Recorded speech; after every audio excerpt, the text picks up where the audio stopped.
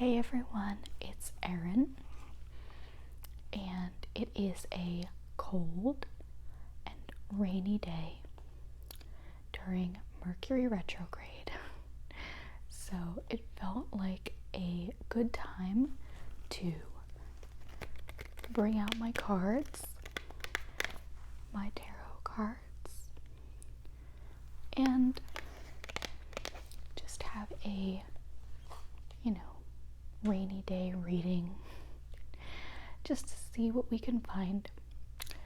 And as always, we can take what we want and leave what we don't want from the experience, as far as if you believe it or if you just like ASMR. There's nothing wrong with either of those things. So Mercury retrograde is here. Thankfully, it is over November 3rd. As you may know, it can disrupt transportation, travel, technology, communications, things like that. So far, I have had my headlight in my car go out. I've seen a ton more accidents in my neighborhood than usual, which I never do. And I went to pre-order the new iPhone and was there for ever, choosing everything that I wanted and making sure that I got the size and the color and everything. And I got home, and the next day I noticed on the receipt that it said iPhone 11, so the guy put the wrong phone through. So it's been a mess getting it corrected. Eventually I'll get my new phone, but I don't even know when at this point, so fingers crossed that it won't be in January. So anyway, I think that for me, this particular retrograde time has been a mix of that kind of stuff, which has been challenging, but also a bit of some exciting things. I've had a resurgence of ideas for projects that I had kind of let go into the wind, or not necessarily abandoned, but I didn't have inspiration for it, or I didn't know what the next step should be, or I needed some help and I didn't really know who to reach out to. And I've noticed that the past week or two, I've really started to have a pull to start doing those things again. And I've been kind of led to some people that could help me, or just plain having the desire to start it back up again. So I would encourage you, if you have something like a business idea, creative project, something around the house, something with a friend or an acquaintance that you were working on and it kind of fell by the wayside. These times tend to be the times when the things that were meant to do start to bubble up on the surface, and you might start to feel pulled to start them again. So these are the times during Mercury retrograde to lay the groundwork for those things to flourish once it's over. So whether it's reconnecting with people, researching, preparing things, ordering, products or equipment, making sure your space is all arranged, whatever fits for the type of thing that you're being pulled to do, this is a very good time to prepare and get yourself ready to launch that once this is all kind of the confusing time is all over. But if you are feeling there was something that you had kind of let go by the wayside and it's knocking on the door in your mind, then look into it more and maybe resurrect it a little bit. So I'm going to do the usual, which is just pick 3 cards and read the messages, and we'll go from there and see if they resonate in any way or give us any kind of like direction or thing to think about, thing to ponder on. So these are my cards if you've not seen them before, and they are very like medieval themed. They were a gift from someone many years ago, and they have like a cream color to them.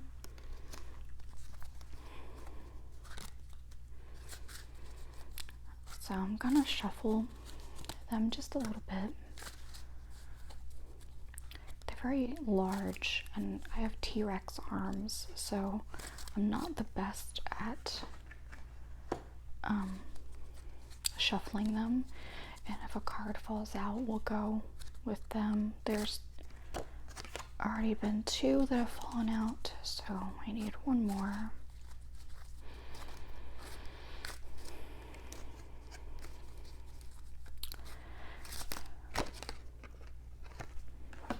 Okay, so we have the Emperor. So he's, I always like looking at these because the details are so great. Like he's holding an orb in his hand. There's 4, what looks like the elements down here. 4 elements, sitting on a throne. Really interesting hat, I think he's got going on there. The next one is the 9 of Cups. So we have like an angel with a horn, 9 cups. There's like an eyeball down here. Not as ornate as the other one, but there's a drawing on each one of the cups. And then we got everybody's favorite card, which is Death. I think we all know by now that it doesn't mean what we think it means, as far as like it's figurative, I think. But it's a very creepy card. So let us see what the messages are. Okay, so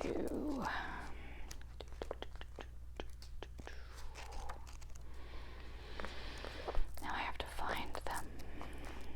I'm never good at that.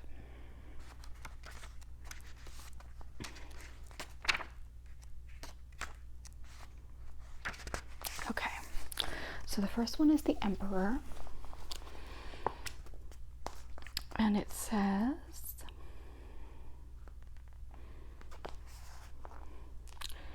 as the Empress represents the archetypal female, the Emperor represents her masculine counterpart. As befitting his title, we find before us a regal-looking character. His head is crowned with laurel leaves, representing triumph and success. He is suitably attired in rich and opulent gowns, covered with symbols of the sun, a masculine sign, even to the clasp that holds his cloak of red, representing fire, which is again a male element. The stones he wears are rubies, a further representation of the sun. His robes and adornments symbolize the status of his position and his material success.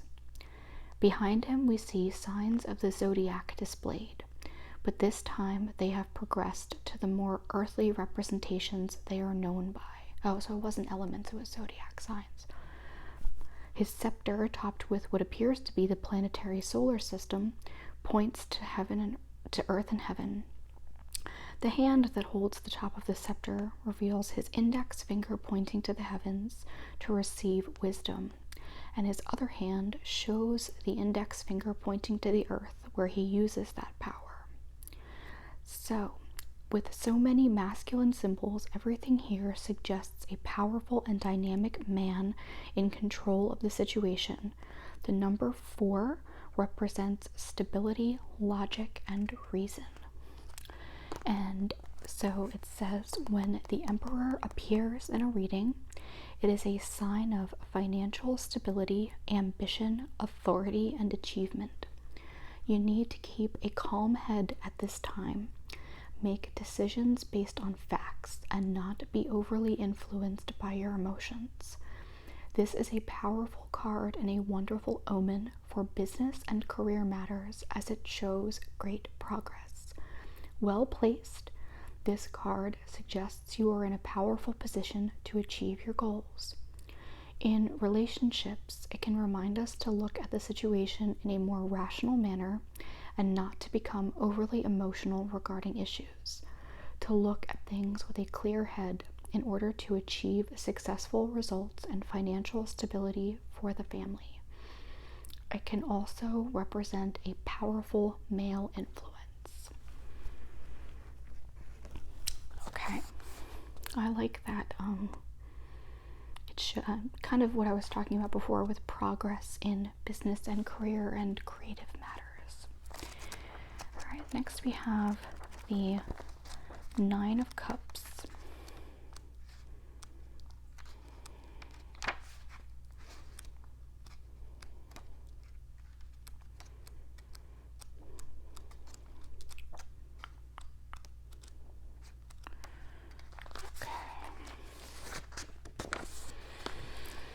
The jolly innkeeper greets and salutes us with a cup held high, and 8 more upright cups sit neatly stacked upon full barrels representing cheer and abundance.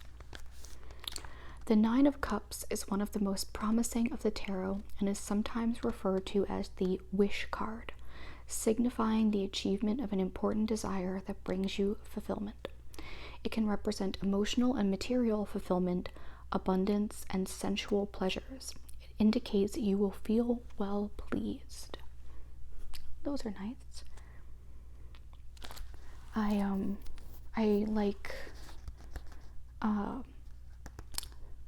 the wish card. Like, I feel like a lot of people right now, it's like you're wanting something, and like I really like how a lot of the times these tell a story, as far as like the first card was like, listen, if you keep your cool, you use logic and reason, and you plan things out, then you can be successful. And coming into this, that it's like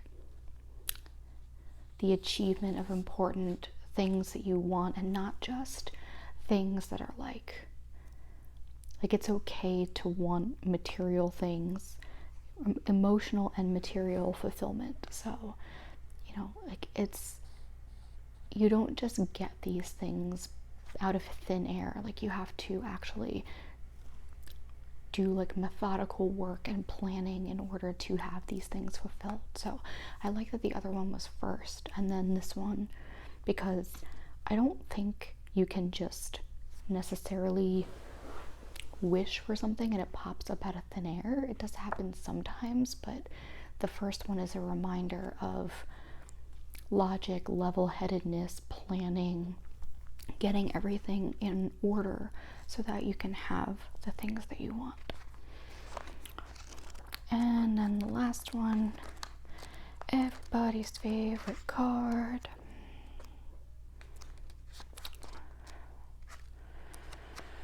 Death. Okay. The Death card heralds the ending of one phase of life to make way for a new one. It represents major change and transformation. To benefit from change, we need to remain open to it and recognize that through every life experience, we have been given the opportunity for major growth and learning on some level. The Death card can release us from that which is no longer useful in our lives, but that we continue to hang on to merely because we fear change. In doing so, we deny ourselves new opportunities that await us. Care is always needed when interpreting this card, as its image can be quite frightening. But when explained correctly, it is often welcome, for people may be impatiently waiting for major changes to take place. Surrounding cards will clarify the situation. So, I actually, I know, like I said before, everyone is so scared of it. They see it and it's like, and in movies they make it seem like, oh my gosh, like some hysterical thing, but it's literally perfect for Mercury retrograde, because this is the time when you have old things coming up to the surface, things you never dealt with that are like, okay, well, if you're not going to deal with them, they're going to deal with you. Like, people that come out of nowhere to, comment or call you up, text you, try to get back in touch, whatever. Maybe things that are unsettled and unsolved, or you never really had like a resolution to them or whatever. These are the times when you literally have to put things to bed, and things will end or die so that you can come back stronger. And if you don't deal with them now, and I mean, this has happened to all of us, we realize now is the time to, properly deal with something, but we don't want to. Like it said in the reading, like, it only happens if we're open to change, if we're open to realizing that something needs to end so that something else can begin. If we're not open to it, it's not going to happen. But every time we delay it, it's just gonna keep coming back, whether it's during times like this with like retrogrades, or just any time, like we brush things under the rug, we pretend that they didn't really happen, or we don't want to face reality, or whatever it may be. But none of that stuff means that it's like, none of that stuff makes things go away. It's just sort of like delaying it for an amount of time until inevitably it pops up. And it's better to just deal with these things head on and figure them out so that you can move on to something better, or end a situation and start a new one, or whatever it may be. So I think all these messages are really great and really important and really appropriate for these times when we have situations coming back up to the surface, and instead of pushing them back down and, oh, I'll deal with that another time, or I'll apologize to that person some other time, or even if it's like an old relationship that keeps coming back and you're ignoring it or being nice to the person, instead of just like laying down the law and being like, stop contacting me. Like, this is like, I know so many people who during retrograde, like, or right before it, people will say, oh, it's coming up, I wonder who I'm going to hear from.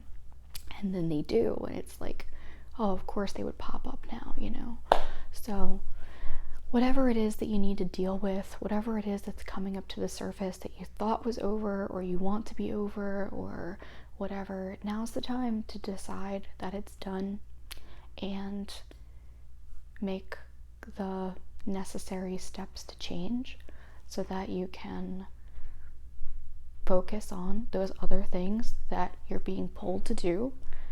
Make a plan, get everything in place, and you're going to be successful, and you're going to have your wishes come true. And I hope that for all of you. So thanks for joining me, and I will be back very soon.